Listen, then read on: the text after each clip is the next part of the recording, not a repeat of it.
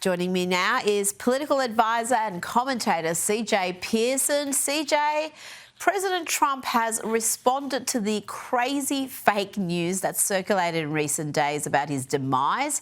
He didn't do any press conferences for a couple of days, and social media and then the rest of the media went nuts with wild speculation about his health.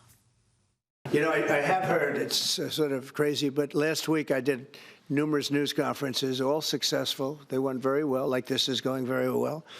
And then I didn't do any for 2 days, and they said there must be something wrong with him. Biden wouldn't do them for months. You wouldn't see him. And nobody ever said there was ever anything wrong with him, and we know he wasn't in the greatest of shape. CJ, I've had so many normal people, I'm not talking about the crazy online lefties, just regular folk, ask me about this fake news. People convinced that the president was near death. What's going on? You know, that same thing happened to me. Many of my friends who don't follow politics very closely, who aren't even liberal, were calling me and asking me, is President Trump okay? And I think it's probably because they don't really know too well what it's like to actually have a president with stamina these days. You know, after 4 years of Joe Biden, I think we forgot the feeling of that. But the president, of course, is doing well, and he's in great shape and great health. You know, I'm 23 years old. I think the man has more energy than me some days and sometimes, right? But here's the deal. You know, the left is so interesting because all last week they discounted the power of prayer, but they ended the week praying for the demise of the leader of the free world. It just goes to show just how disgusting these people truly are. Absolutely. And the left has been pushing this narrative for some time that there's something physically wrong with the president, even cognitively wrong with the president, despite all available evidence. Listen to this exchange between historian Heather Cox Richardson and Katie Couric. Katie, the man is cuckoo for Cocoa Puffs. He really is. And you know, that to me is, I mean, everybody's like, oh, the ego knows no bounds. No, the ego has never known any bounds, but the ego used to be anchored at least in a brain that could finish a sentence, and it's not there anymore. I promise you, I watch this man a lot, and I'm not a doctor. I'm telling you, if he were in my family, we would be looking at care. CJ, apparently the president can't finish a sentence and should be in care.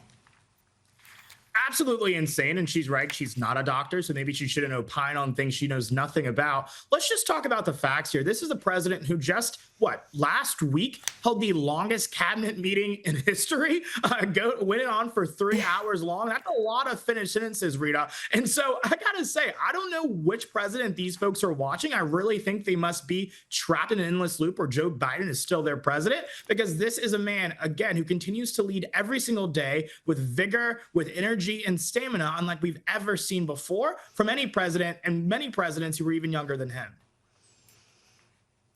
Now to Hollywood, and actress Robin Wright has joined Rosie O'Donnell and Ellen DeGeneres in fleeing the US. She now resides in the UK, and she said America is a shit show. Can we say that on TV? I think we can.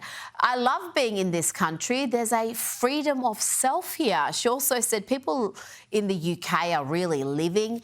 They're not in the car, in traffic, panicked on a phone call, eating a sandwich. That's most of America. Everything's rush, competition and speed. CJ, is that your life? Just eating sandwiches, panicked and stuck in traffic? Are you unable to be yourself?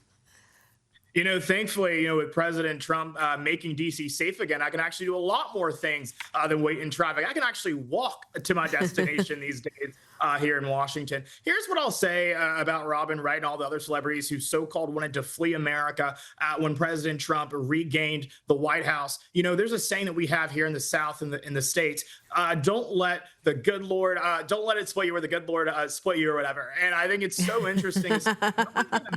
People. They can go ahead and leave. They can get out of here. And I got to tell you, again, they don't speak for everyday Americans. The American people rejected their narrative of victimhood in November, and we're not going back to the America that they want us to be.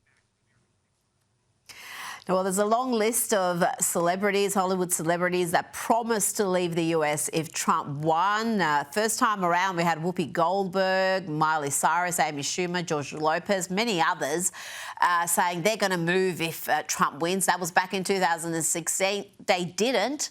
And since then, we've had the likes of Sharon Stone and Cher and Barbara Streisand, among others, saying they would leave if Trump won again in 2024. How many of them have actually left the country, CJ? Not a damn one, and not a damn one. I think we should deport them next. I think many people would actually be in favor of any more people that they want to send over. And I'll actually use that saying once more, a little bit more articulate this time. Don't let the door hit you or the good Lord spoil you. We're not going to miss these people, not at all. And the pomposity that they think their pronouncements that they're leaving are going to be welcomed with despair from anyone just goes to show just how crazy narcissistic these people are.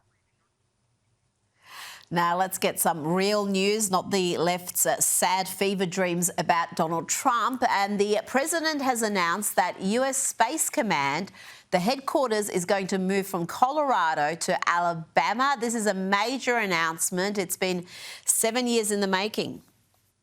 The U.S. Space Command headquarters will move to the beautiful locale of a place called Huntsville, Alabama, forever to be known from this point forward as Rocket City. This will result in more than 30,000 Alabama jobs and probably much more than that, and hundreds of millions of dollars of investment, and that's billions because it can't be millions, it's billions and billions of dollars.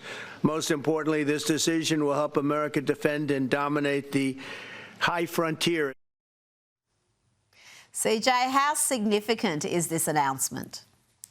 It's a major one, and this is actually President Trump righting a wrong of the Biden administration, which hijacked this critical national security decision by politics because they wanted to punish the state of Alabama for being a red state, for being a conservative one. But thanks to the incredible efforts of folks like Senator Tommy Tuberville, Katie Britt, Congressman Dale Strong, Barry Moore, many of those in the Alabama delegation, this has been finally reversed. And I think the people of Alabama are going to be very, very grateful for this incredible decision by President Trump.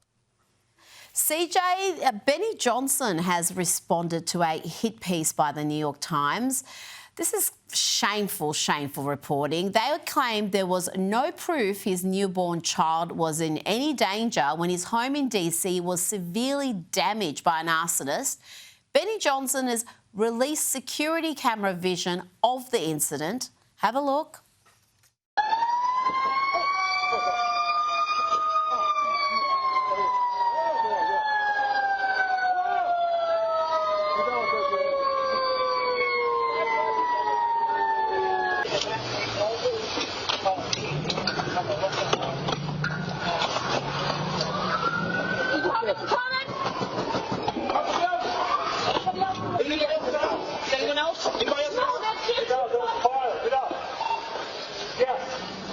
Just terrifying stuff, CJ. You can hear the neighbours screaming as DC police use crowbars to rip down the door, black smoke streaming out. Benny Johnson says his home was rendered completely uninhabitable and his family had to live in a hotel for months afterwards. And yet you've got the New York Times going out of their way to target him. And it just shows you just how low the media will sink in their efforts to demonise people on the right. No, you're exactly right. Every day the corporate liberal media shows that they just don't go low when it comes to smearing conservatives. They go to the basement of hell. They will stop at nothing to defend conservatives. They will stop at nothing to slander conservatives, all for the sin of loving our God, loving our country, and having the audacity to love Donald J. Trump. And I think that's exactly why so many people aren't buying what they're selling anymore. It's exactly why President Trump has coined the New York Times the failing New York Times, because people are sick and tired of their fabrications and they're sick and tired of their lies. And thank God that Benny Johnson's fighting back. He's right to do so because that's the only way these people are going to stop pushing us around. Now, CJ, in the aftermath of the horrific shooting at a Catholic school in Minnesota by a trans-identified gunman, you highlighted just how far that state has fallen. Let's have a quick look at the leadership from Minnesota and their obsession with trans activism. Here is the Governor, Tim Walz, who famously put tampons in boys' bathrooms across the state. Minnesota ranks the highest per capita for being a safe haven for transgender individuals in Minnesota. Let's hear from the Mayor of Minneapolis, Jacob Frey. Minneapolis will continue to be a safe haven for undocumented immigrants, for our trans community. And here is the Minnesota Attorney General, Keith Ellison, bragging about suing the Trump administration over trans surgeries. We'll sue them 44 more and 44 more after that. And we have sued them for gender-affirming care. Yes, we are not going to scapegoat our transgender community. And finally, the Minnesota Lieutenant Governor, she may be the most unhinged of the lot.